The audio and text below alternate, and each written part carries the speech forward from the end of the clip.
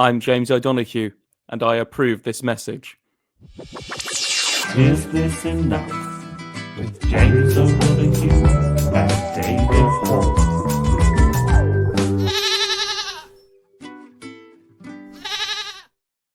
Put that down, and welcome to Is This Enough, the excellent and brilliant game show podcast that is both excellent and also brilliant. I'm James O'Donoghue, and with me, as always, is David Hoare. We've come up with 3 rounds each. Neither of us knows what the other one has prepared. David, this is episode 42.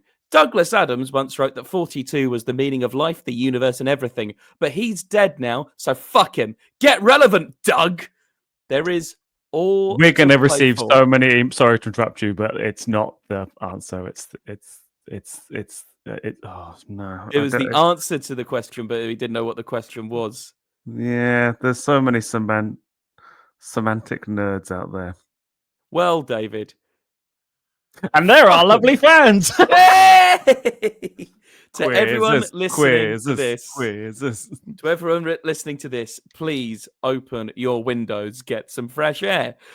There is all to play for because there is a prize for the winner and a forfeit for the loser. Last week, I won a Brian Blessed alarm clock. And let me tell you that my morning routines are alive! Whereas David was given a sandpaper alarm clock. David, how is that working out for you? Chafing. To shreds.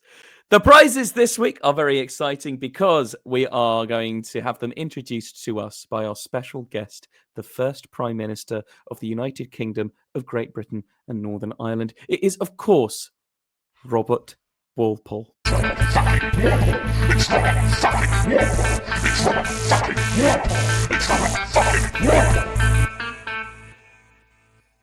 Hello, boys! What a week it's been. Troubles in America, strife in Europe, angry farmers. Is this the 2020s or the 1700s? Please tell me I'm unstuck in time. The prizes this week are very exciting. They are as follows. The winner becomes the first Marquis of Bedminster. Oh, wouldn't that be nice for you, boys? The loser, unfortunately, becomes the Baronet of Bedwetter. Oh. I feel we're in for a splashdown. Goodbye, boys! Bye, Robert.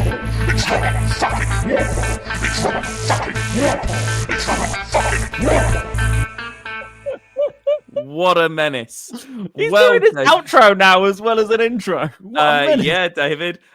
We've got a special slow one for if he's ever sad. David, with that, just mad veer right there. I think it's high time we hear the national anthem. Keep it light, keep it tight, please don't fuck my wife. Keep it light, keep it tight, please don't fuck my wife. Podcast hosts, lock up your wives. It's time for round 1. Over to you, David. Round 1. Oh my God, James. Round 1 is, of course, called A Tendril Knowledge. Ha ha! Ha ha! For first-time listeners, James hates it when I name the first round because I do it so well. James, have I seen this band or artist live? Ah! James, Yeah, I have attended a lot allow of it. musical gigs, from the years of going to many different summer music festivals to my dad dragging me to weird pubs in the middle of nowhere to see some weird folk guitarist who at the end is like, oh, by the way, he wrote Walking on Sunshine for Katrina and the Waves. And you're like, oh, and then he plays Katrina and the Waves, Walking on Sunshine. And you're like, oh, yeah, okay, cool. But James, have I seen these bands or artists live? This is for 500 points a question. You are aware that I've been to lots of gigs, James?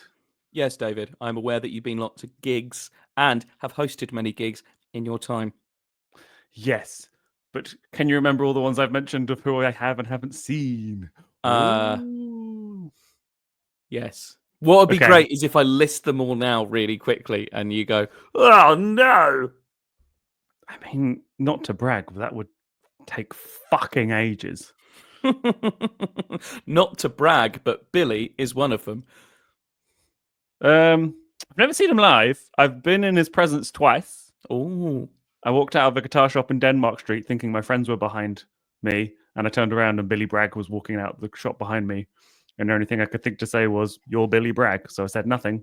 And I went to go see Dan Lassatte versus Scroobius Pip, and he had been on stage with them the night before, but he was just stood next to us in the audience that night. Okay.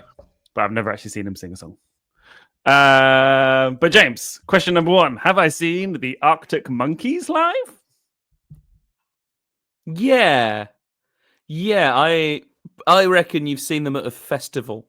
I don't think you got tickets specifically for them, but I think you thought, "Oh, that's good. I'll go see them." And they were good showmen, but you weren't bowled over.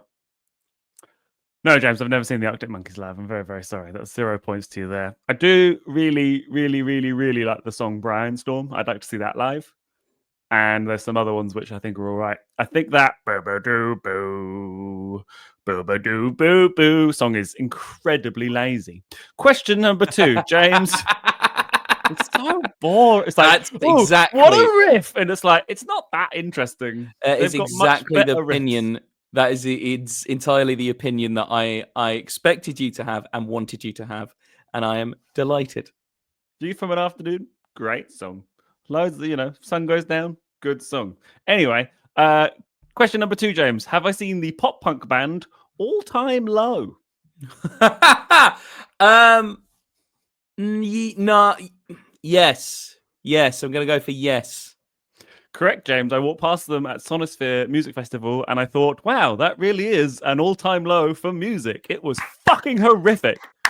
It were bad. It were really, really bad. I had the same thing with the Flaming Lips once. Caught the end of a set, and surely for people who were there, it was great. And I'm sure they take people along with them on a journey. But I walked past the end of their long set, I was like, oh, what an unpleasant sound. And everyone was like, oh, this is a lovely experience. I was like, no. Things can be chaotic because they've taken you there. It's like if Yeah. you wandered in halfway through like Echoes by Pink Floyd or like Tubular Bells, you'd be like, what the fuck is this? But by the end, you'd be like, hooray! Yeah. Or like my walking halfway through into a movie or something. Do you know what I mean? I walked halfway through Hamlet. I don't get why this guy's upset. It's nice your mum got remarried, you weirdo. Poor mum. Question number 3, James. Have I seen Girls Aloud live? You've seen Girls Silenced live. Less about. Anyway. Every keep night. It light. At... Keep it light. Keep it light, James. Every night. Keep it light. Keep it light. Comedy gig here. Keep it light, James. Don't fuck my wife, James. I've had my fun. James, have I seen Girls Aloud live? Yes. I'm going to go for yes. I saw them at CD UK. It was quite fun, but I don't know if you've ever been in the presence of like the leading pop star of the moment, especially back in like the mid-noughties, where you're like, I didn't know that a person could be that thin and still. Okay, it was very, very weird. Question number 4, James. Have I seen the band System of a Down live? Oh, David, if there's one thing I know about you, it's that you've seen System of a Down live. It's that you've got a big poster of them riding on the back of an elephant. I wish I had a big poster of them riding on an elephant. No, James, they're like at the top of my list of bands I'd like to see live. I never have. God. I've seen Serge Tankian live, but I've never seen System of a Down as a whole. when he went solo after they'd gone on hiatus. And I have friends who've seen them at music festivals being like, yeah, I was just waiting for that one song. And I'm like, and anyway, James, incorrect. James, question number 5. I've turned into Question Colin number What's-his- 5, Mary Poppins. turned into Colin what's his face doing the penguin. Question number 5. Question number 5. Hey, Ma. James, have I seen the rapper MF Doom live? Oh, you do love MF Doom. I do love MF Doom. Yes. And he's dead. You saw him James, when he was I've laying seen- in state. Yeah, that's not live, is it? James, I've seen MF Doom live 3 times. He played at Festival twice in 2012. He played the JJ Doom stuff and then did a solo set. And then I saw him in about a year later in London where he performed with Madlib. So I saw Madvillain live. And the main reason I bring this up is to gloat. Fair enough. I'm gloating right now. 3 Billy gloats gruff.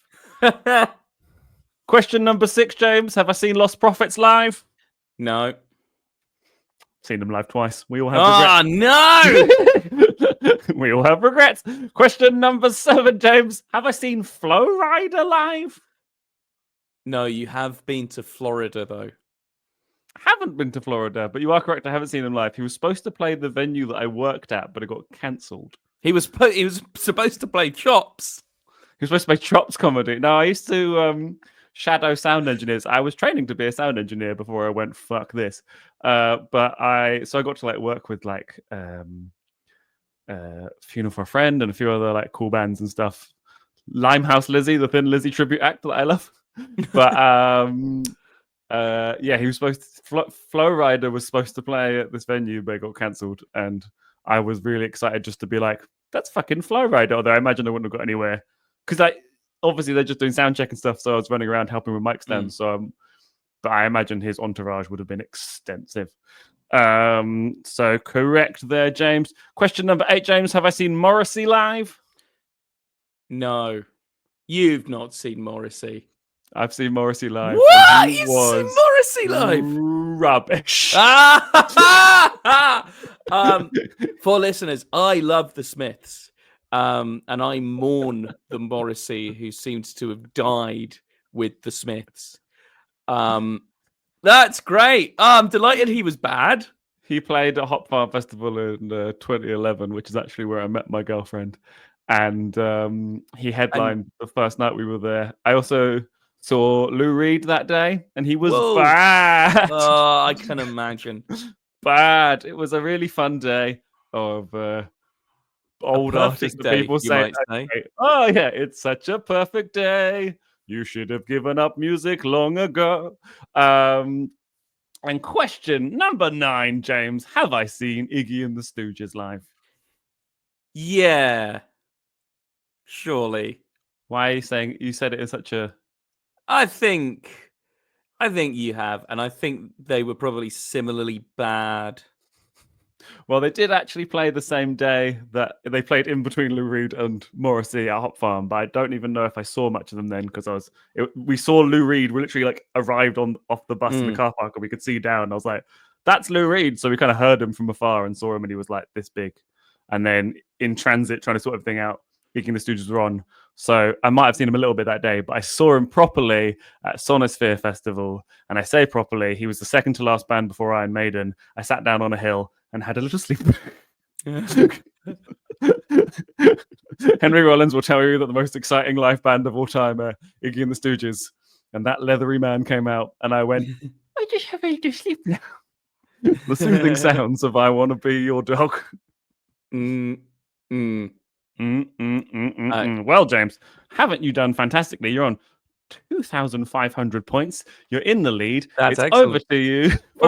Before we move on, can I tell you about the most surprising act that I've seen live? No, you can't. No, yes, please. I've seen N-Dubs. Have you? Yeah. Oh my God. Will I understand then? Will I understand N-Dubs if I haven't seen A to M-Dubs? N-Dubs did not understand. Did not know what a mosh pit was called. and Dappy was calling it a washing machine. And this was a dream. Well, no, this was all in aid of trying to help a friend to flirt, and it worked. My friend flirted successfully and was then called a blackguard by staff at Guildfest. Wow. Why a blackguard? I don't know. I think he challenged someone to a duel. Oh yeah, did you get a glove out and like whip them in the face? Yeah. He seceded from the union.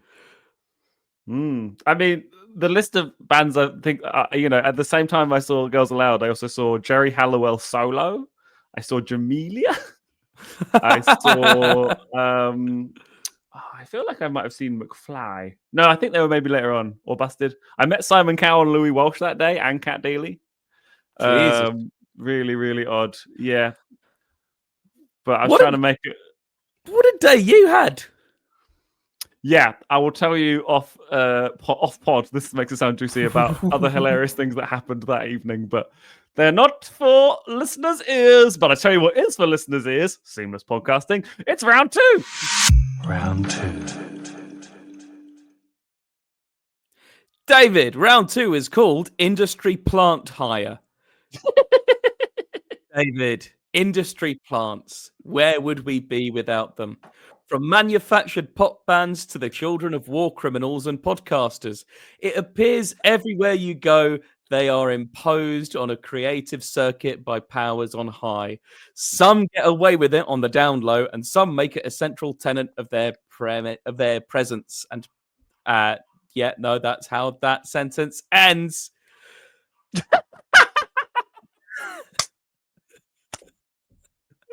Oh my god, we can't move in this building for seamless podcasting. Absolutely seamless. Some get away with it on the down low, and some make it a central tenet of their presence. So, are these industry plants? A correct answer gets you 5,000 points. 5,000 sounds a lot to us, but probably not a lot to them. Number 1, corn. Is corn an industry plant? The band? Yeah. Is band corn an industry plant? I feel like I should know this. I can't. I don't think they're. Are you suggesting that they were assembled? Like the Avengers? Yeah. I know of some bands that are. I'll leave that in case you've got them as your question. Corn. They're far too depressing to be an industry plant. I'm going to go with no, and you're going to tell me yes, and I'm going to get annoyed. Let's go with no. David, I'm sorry. Corn is an industry plant discovered when scientists found fungus Fusarium vaginatum in a soil sample in a garden in Marlow, Buckinghamshire in 1967. That is corn, of course, with a Q. So corn, an industry plant. I cannot give you those sweet, sweet points. Do you know what I have to say to that, James? What? Good Lord. He's speaking in tongues. He's speaking in corn. Good Lord. It's too much corn. David, question number 2. Fungi. Are they an industry plant? You know, every time I come up with a shit pun for round 1, yeah, and you die a little on the inside. I think I just learned empathy. Fun guys. Let's go with yes. Oh, I'm sorry. The Fun Guys are a self-made YouTuber family, not industry plants, but annoying as fuck. So again, I can't give you those points. Question I look 3. forward to the children of that family getting removed from their parents as soon as they're 18. Yeah.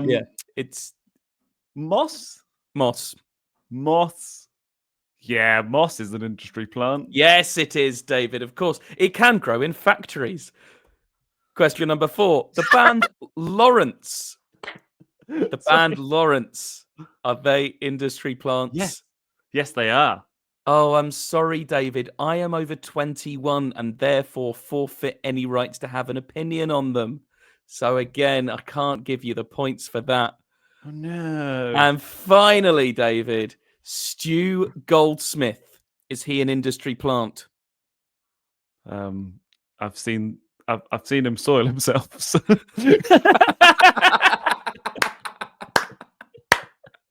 Oh, that's very good. No, that's very good. I want everyone listening at home to know that that was very good. Quick off the mark. There's no editing in that. It was like he had that ready to go. So yes. Yes, David. He is, of course, an industry plant. His father invented the art of goldsmithing and founded Goldsmiths University. So if you're listening, Stu, we fucking know. So, David, with round 2 out of the way at last, like my uncle as I get closer to the inheritance, you are currently in the lead with 10,000 points. You're in the lead, 10,000 points, and I have 2,500 points. There is much to play for, perhaps not all, though. Round 3. Zoot. Alors, James. 3. Sponsored by Round 3. James. Round 3 is, of course, called How Are You, James? So, James, how are you? I am a bit shaken up with how the last few weeks have gone. So, for those listening at home, this is the first. We're recording this mid-November. It's the first recording we've done in November because of the way things are shaken out. Meaning that it's been a few weeks, and look, some events have taken place, and they've shaken me up a bit. To be honest, it makes you think about the future. It makes you think about how we can go on from here. So I'm just gonna, hit the nail on the head. I'm just gonna crack on with it, and it's time to address this straight on. David, I had a driving lesson In November. in November. Visibility is so low. It's been foggy. It's been dark. I know. I'm eyes on the road if you can't even see the road. How indeed. Headlamps, David. That's what they call me, Headlamps David. How was Because your of his driving fucking lesson? glasses. Hey, headlamps! How'd it go? Why you dip them beams on my fucking dick? Oh, what a menacing energy I've brought to proceedings. This is like a weird one in a different way. I like it. Usually we have a weird one, and it's because I don't know, things just go a little bit awry. I've insinuated that I'm planning to kill an uncle, which leads us back to Hamlet, of course. We've had industry plants. All roads lead to Hamlet, and James will soon legally be able to drive on those roads. Yeah. If you're listening, that means a London driver. If you're not listening, that means Mini Driver. I used to think that Mini Driver was a genre. Anyway, in terms of gigs and things are going well. So well that it's very clear that the money is not in where I live currently. So therefore, I need to get out of where I live currently and get to places in a way that isn't going to cripple the bank. I have train tickets that are expensive, and my rail card that's not got it. That's not got very much left on it. Truth be told, I know the 25 to 31. Bloody dickhead over here decided to turn 30, didn't he? Eh? Oh, why would you turn 30? Why would you do that? It's an extra 20 quid In to go the to year of Ramsgate. Luigi, why would you do that? In this millennium.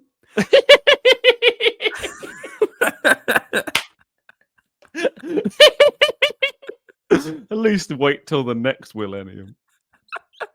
So this millennium is Will Smith. Whose is the next millennium? What's the Will Self, I think. Oh God, no! Well, if this millennium has anything to go by, Will Smith is having a horrific millennium. He peaked way before he named a millennium after himself.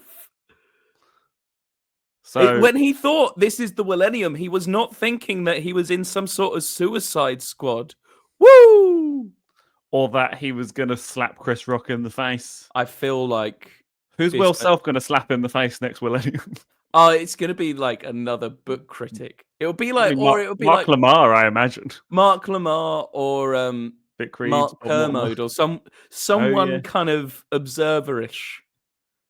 James, how was your driving lesson? Let me tell you, David, I decided that instead of putting my wee dyslexic brain through manual over and over again, I went for an automatic. It's like a fucking Dodger, mate. It's great. Tell you what I like doing. Just creeping along. Yeah. I've not got a foot down on a pedal. I'm still moving, mate. Yeah. Auto creep. There is a reason that a lot of a lot of America drive automatic cars. Yeah. And it's because it's easier. There's a reason why a lot of Australia drive giant, weird, fucked up monster trunks. Maybe we're going to find out later on. Foreshadowing.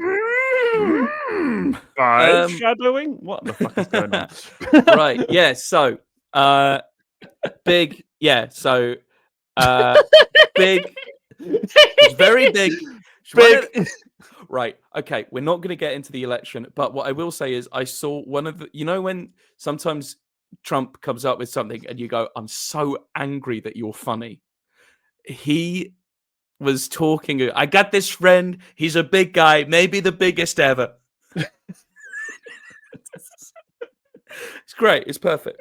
Gary Barlow's son. Let's go. Hey, there we go. All right, come on, let's do this. You're going to be listening to this in your fucking Christmas pajamas, and you're going to be like, "Well, thank God November's over." And here we are, like fucking Guns N' Roses hitting you with November rain. Yeah, the first 7 minutes of which are dog shit, and the last minute is incredible. Oh, brilliant. But when you see like the music video on a music channel, it's only ever the first bit. It's only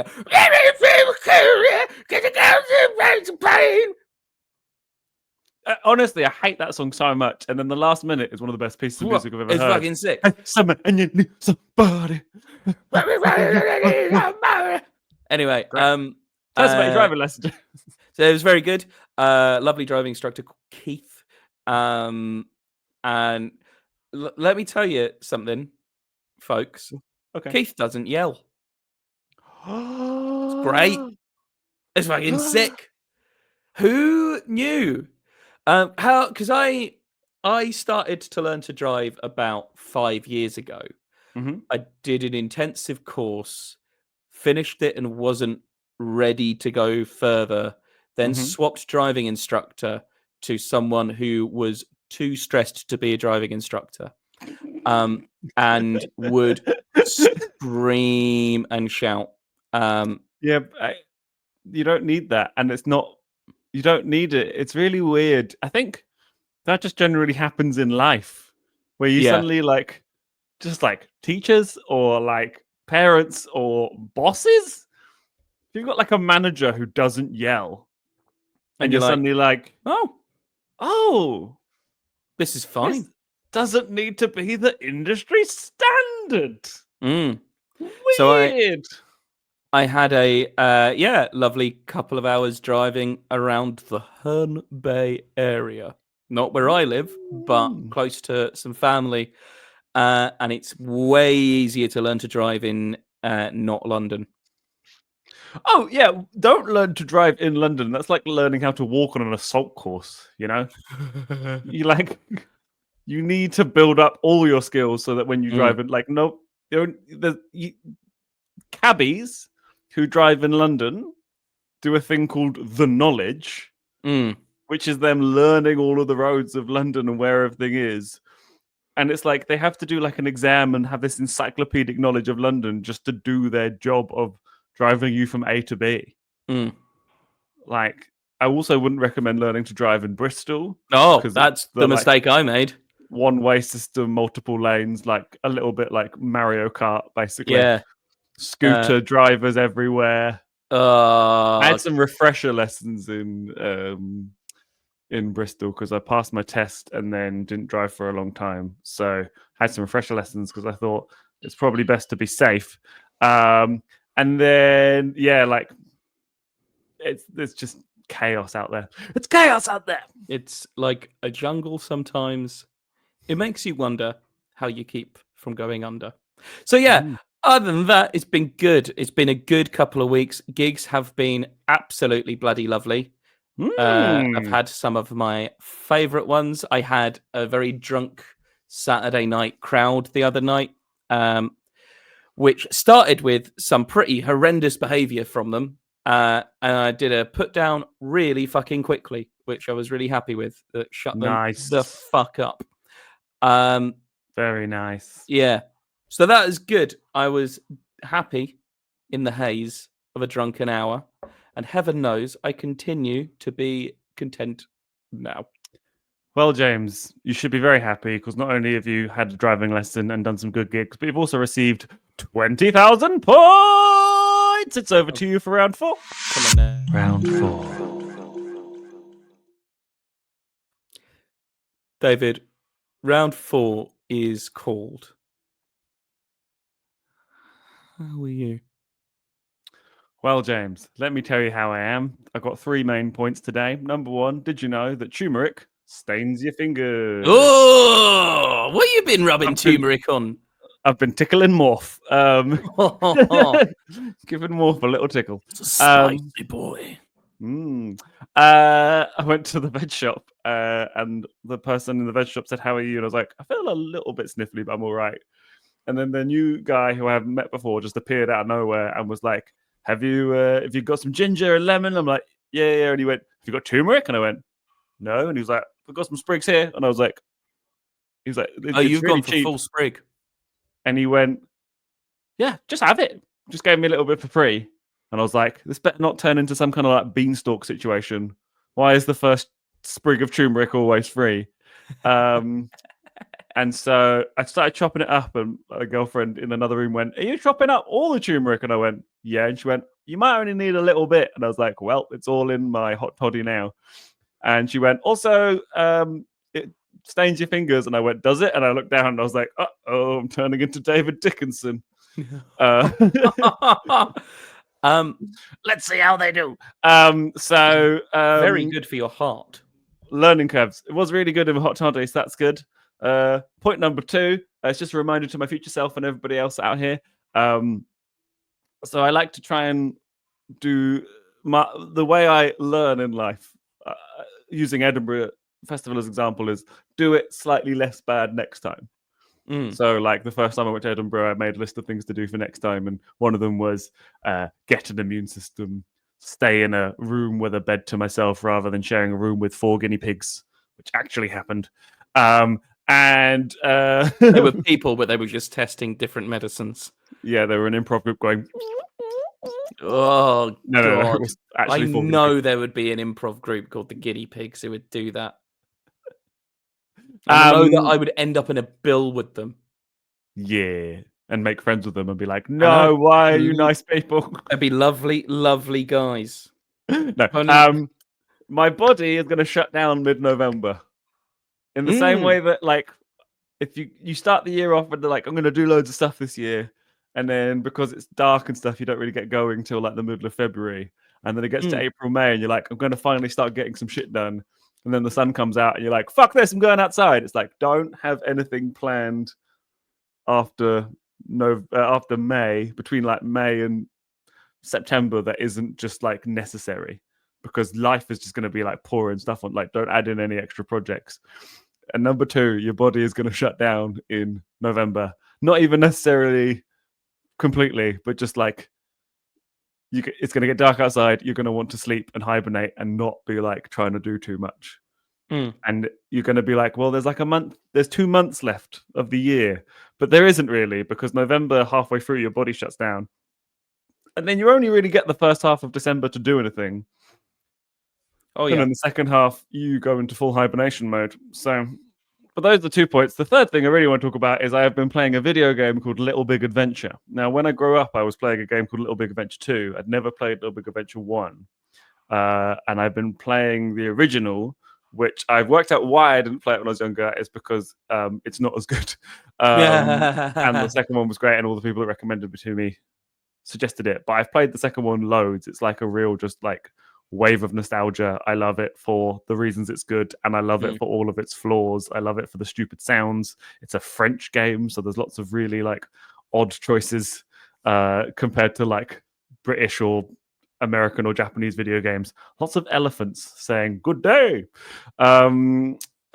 which I believe is French.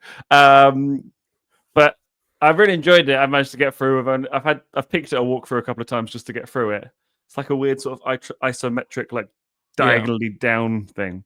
But I wanted to ask you, James, because I've got a few examples of this. But have you ever like finally experienced like an earlier film in a franchise, or like the first film in a franchise, when you'd only previously experienced the sequels? Because like when I was growing up, my dad, for some odd reason, had a copy of Crocodile Dundee 2 on VHS, despite not having any interest in nearly anything of like no films, no action films or anything. So I watched Crocodile Dundee 2 a lot, and I finally watched Crocodile Dundee 1, and I was like, this is nowhere near as good as Crocodile Dundee 2. I'm trying to think. I'm sure that must have happened. And like Time Splitters as well. I finally played the first one, and I was like, oh, I can see why I played the later ones. But what were you gonna say? No, I that definitely has happened, because I'm a bit of a completionist. Did you only experience any like sequels when you were younger, and then you finally watched something? Because I've never seen the original definitely have had Karate that. Kid films. I've only seen the next Karate Kid with the lady. I've forgotten her name, where she jumps on the bonnet of a car, and Mr. Miyagi goes and buys her a dress, and it's really awkward. No, I must have had that. I've definitely had that, but I can't think of that. I'll put James on the spot. I just think it's really interesting, because like sometimes you go and watch like the original or something when you've only seen a sequel, and you're like, oh, this is much better. And then sometimes, in rare occasions, you're like, oh no, the sequel is actually much better. Like Crocodile Dundee 1, he sort of goes to, like, this woman comes over to do an article for him in Australia, and then they go to New York, and then it's like, oh my god, a guy from the Outback is in New York, and it's just lots of like him getting into mischief, and then he steals her from her partner, which is very odd. But the second one is like that same partner is taking photos of like illegal, because they're both like photographers of like newspapers and stuff. He's taking photos of like drug dealers and stuff, and he takes a photo of a drug dealer, gets chased down, so he posts the photos to his ex, and then his ex and Paul Hogan are having a nice time, and then all of a sudden they get embroiled in this thing where there's them trying to get away from drug dealers in New York, and then they go to the Outback to get safe, and then they're being chased through the Outback by these drug dealers. So it's like they're in the drug dealer's domain, and he's dealing with that, and then the drug dealers go to Paul Hogan's domain, and it's like Paul Hogan's like, I'm gonna fuck you up, and that's really cool, I think. Crocodile Dundee 2. I tell you what, I've experienced that with. When I was younger, I used to watch the Batman animated series Mm. with Mark Hamill playing the Joker. Really amazing art style. And I hadn't realized that was a spin-off of the Tim Burton Batman film. Yes. And it kind of doesn't, it's not one for one, but there's a lot of like shared designs and shared kind of stuff. So I hadn't seen the Tim Burton Batman film when I was young. I watched that like in the middle of my teens, and it was like, this is a weird thing because there's stuff in it that is familiar, like the music design, and there's stuff that just does it. That what, and it's a weird version of, it's a tonally discordant nightmare of a film. Yeah, well, it's like a film for adults, and then the Batman animated series is for children. But Yeah. Batman purists will often argue that that is like the best Batman, Yeah, and definitely the best Joker portrayal mm, up until maybe Heath Ledger. But like, even still, some people still say that Hamill is the best Joker. it's just an odd thing, and it's also But it's Jack well made, and they Nicholson is had chance to flesh it out and stuff. yeah, and also So, Jack Nicholson is I understand the choice, but it's an odd because he doesn't do anything. He's Jack Nicholson. yeah. I've been watching. I found an interview. Me and my partner watched the film Cats the other day because we watched it during COVID. Well, we both had COVID and we had a very low oxygen, and we were like, "Did this happen? Did we dream this?" And we decided to rewatch it because it's such a nightmare of a film. You went back to the scene of the crime. We were back to the scene of the crime, but there's an interview with someone talking about when Andrew Lloyd Webber was pitching them the idea of Cats, and I realized that it works really well in Jack Nicholson's voice because it's like I was talking to him and I said, "Andrew, is this something I don't understand? Is this about Queen Victoria and there's Disraeli and all of the cats are here, cabinet or ministers?" And he took this long, terrifying pause, and he said, "Bob, it's about cats." It's good. It's good in his voice. Andrew Lloyd Webber, what an asshole. Anyway, what a guy. That's how I am. Is turmeric, body shutting down, enjoying a prequel, but the original version of something, but not as much as the sequel. Quite excited to go do the sequel. Go watch Crocodile Dundee 2, everyone. You'll have a great time. Oh, Well, I tell you who's got a song in Crocodile Dundee 2. Iggy Pop. Oh! It's like poetry. It rhymes. Sorry, my temples are swelling. David, with that, I'm going to give you, and check this out, a hefty 10,000 points. Meaning that... Oh, God. Meaning that Jesus currently... Christ, no. The scores are, I am slightly in the lead with 22,500 points. Whereas you're very close with a 20,000 point. There is all to play for as we go into round 5. Round 5. Oh my God. It's round 5. Fan favorite, round 5. The fans love it. Whenever I see them, they go, round 5. James, round 5 is called There. James, I've recorded myself saying either the word there, Oh, or... fucking hell. Let's do this. Let's do this. Whether I'm saying there, or there. It's for 1 million points a question. James, there, or there? There.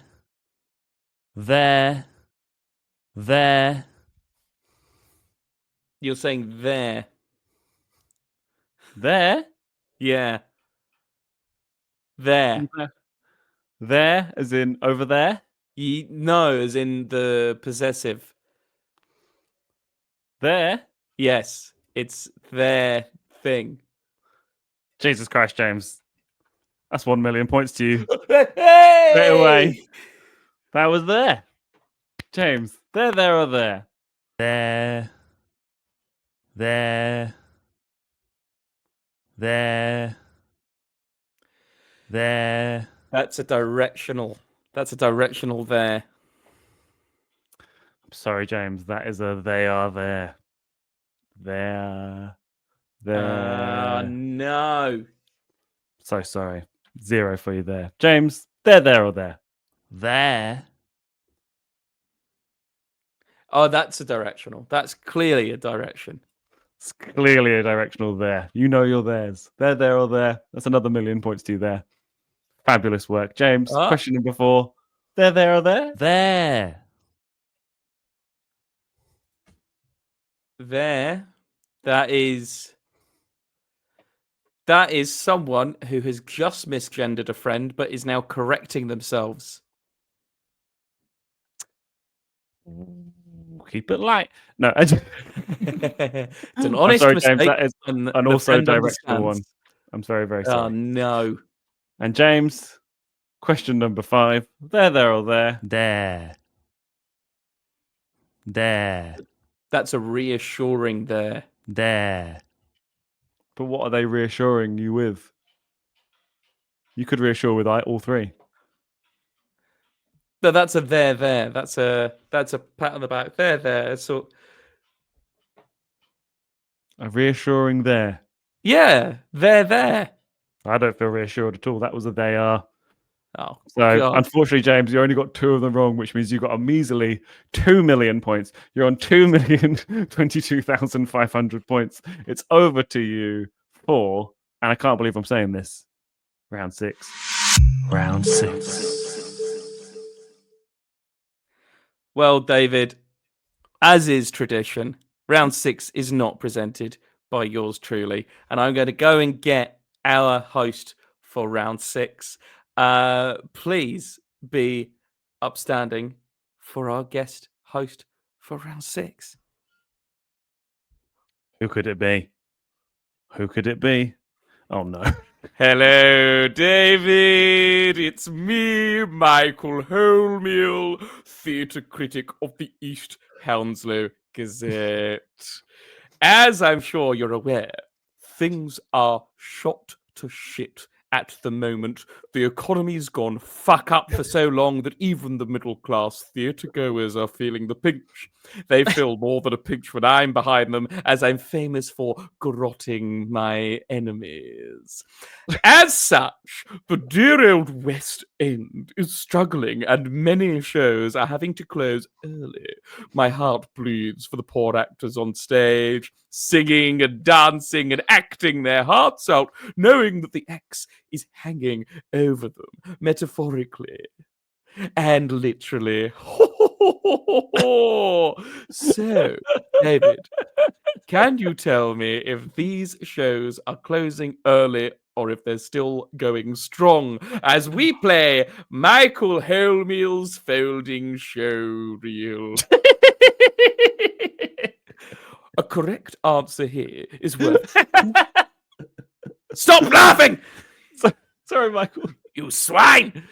A correct answer here is worth 242 points because there are, of course, 242 theatres in London.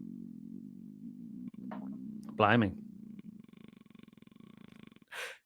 Question 1.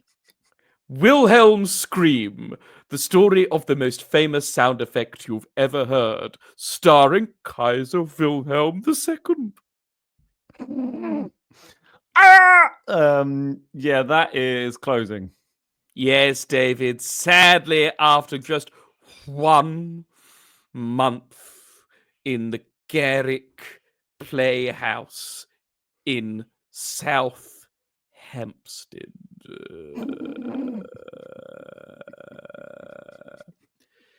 David, Yep. is this closing early? Jeremy Forbin, an immersive Magic Mike municipal soup kitchen experience. I hope not. I'm going to go with no because I think it'll be very popular. No, David, of course you can find that over in a disused shit house in South Hybrid.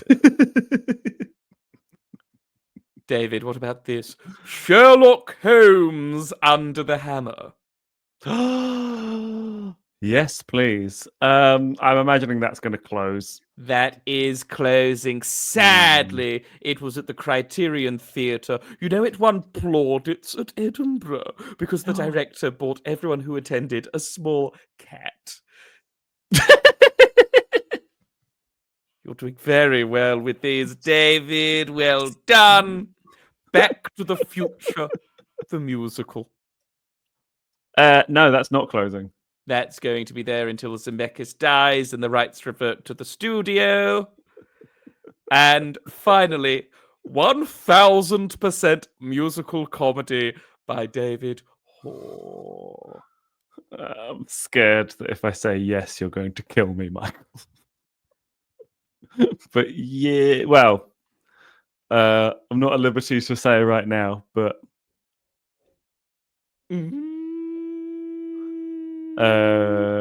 let's go with it's not closing. Absolutely, it's not closing, David. Thankfully, the Great Baldini's new show is still going strong. Beat you to that one as well, you little freak. For the purpose of the listener, I applied to Edinburgh one year, got my confirmation, and just had to pay the money to the company to hire the room. And they accidentally sent the email to a different David Hoare called the Great Baldini, who went, "Great, an offer, I'll just pay the money." And then when I emailed them saying, "You sent it to the wrong David Hoare," they went, "Well, he's already paid the money, so he gets the room." Luckily, there was a global pandemic and that Edinburgh didn't happen that year. David was so upset, he got on the next plane to Wuhan. Well, David, things might seem bleak for the UK theatre scene. They don't seem bleak for your scores. And speaking of, I hope you're enjoying the presence of the spirit of a distant relative of mine, Robert Walpole. Not that you know, because we sound so different. Isn't that right, boys?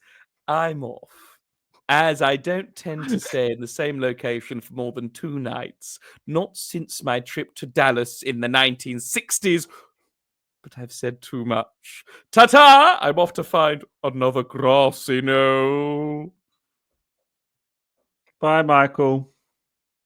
It's been weird. What a shamil. David, we're going to slide right on into the scores. Before we do, any final objections? I like it when one of our guests claims to sound a little bit like another one of our guests. I like it when that happens. That's one of my 3 jokes. As we head into the scores. Did somebody say echo chamber? Anyway. And of course, David, we must welcome our scorekeeper.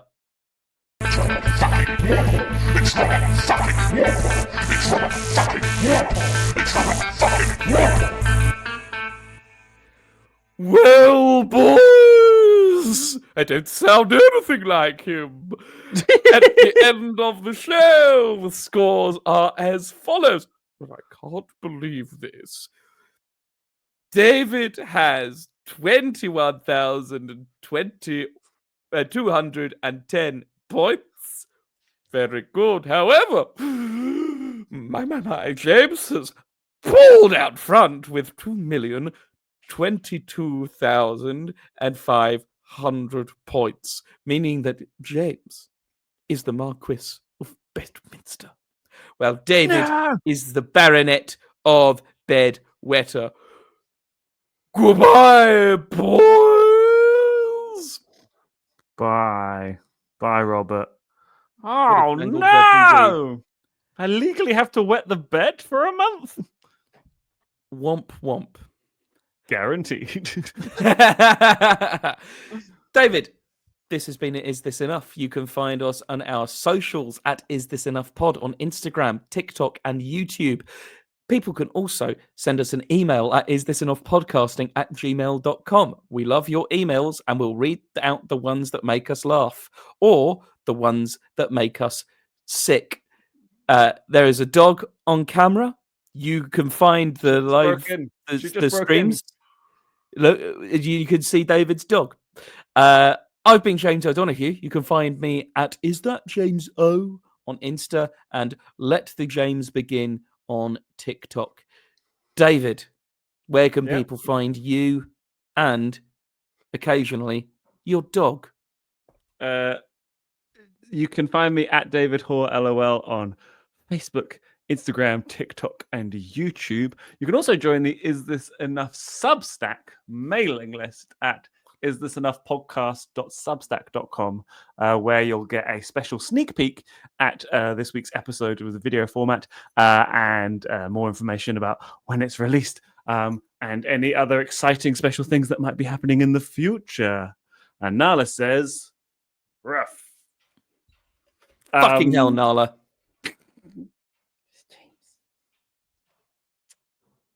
All right. Thanks for watching. Right. Thank you very much. And listening. Good day. Goodbye. I said good day.